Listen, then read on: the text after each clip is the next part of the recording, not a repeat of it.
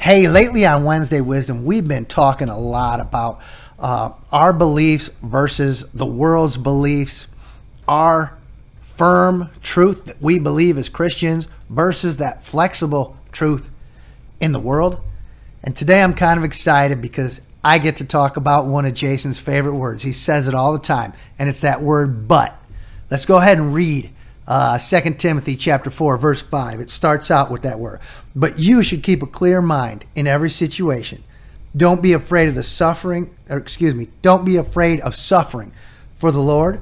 Work at telling others the good news and fully carry out the ministry God has given you.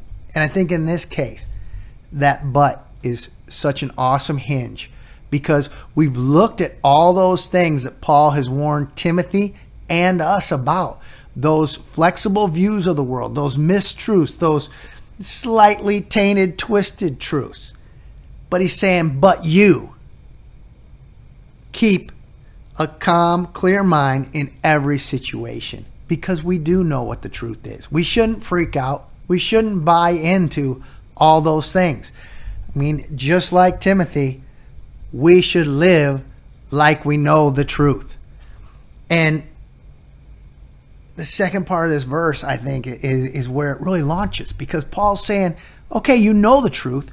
What are you going to do about it? He asks, what's your ministry? And I'm going to challenge you and me and all of us with that. Let's look really hard this week at what is our ministry. As Christians, we're called to share the good news, like it says here, with the world and provide a light to the world that only God can offer in these dark situations. So what is that ministry? Where is God calling you to make a difference in the world? And I think it's easy for people to say, well, Chuck, you're the minister. Jason, you're the minister. That's your job. Well, it's not. It's all of our jobs. God is calling us to be ministers wherever we are. There are people everywhere that need Jesus, and we need to just spread that light into the world. And we all have a ministry no matter where we are. And the line he says here about don't be afraid of suffering for the Lord. That's a big one because what is suffering? I mean, you might think of that as imprisonment or death, which certainly it can go that far. But on a daily basis, what is suffering for the Lord? Suffering for the ministry that he's given each of us. Suffering could be something as simple as sticking your neck out there and telling people what you believe, telling people of the impact God has had in your life. I always think it's interesting when people say, man, I want to talk to so-and-so about Jesus, but I don't know if I can. I don't know, if I can win that argument. Ministry is not an argument. Ministry, once again, is the truth. All you have to do is tell people what God has done and what he continues to do in your life. And no one can dispute that. That's your story. That's your testimony, right? We spread the gospel by the power of our testimony because what God is doing in our life is real and factual. No one can dispute that. And we're called to take that out into the world. And suffering, like I said, in this case, it can be any range of things, but it's mostly just being uncomfortable. It takes guts sometimes to say, hey, this made a difference in my life. I don't know that it's going to help you, but it certainly could, and have people check it out. So,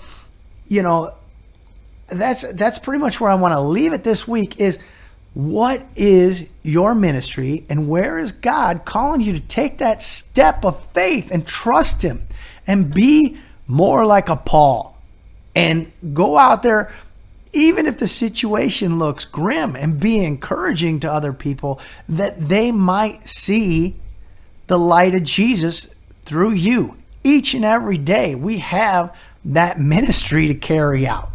And this verse clearly states that. So that's my challenge to you. Maybe identify your ministry, identify where God's calling you to make a difference, and what is your motivation for making that difference. It shouldn't be, I got to serve in my church. It should be because you have a a longing in your heart for a certain group of people or something that's going on that God's just put on you that burden to change it. So just identify what that is. And then this week, let's all take a little baby step to carrying out that ministry, putting the gospel into action. That's it. We'll catch you next week. I hope you have a good week.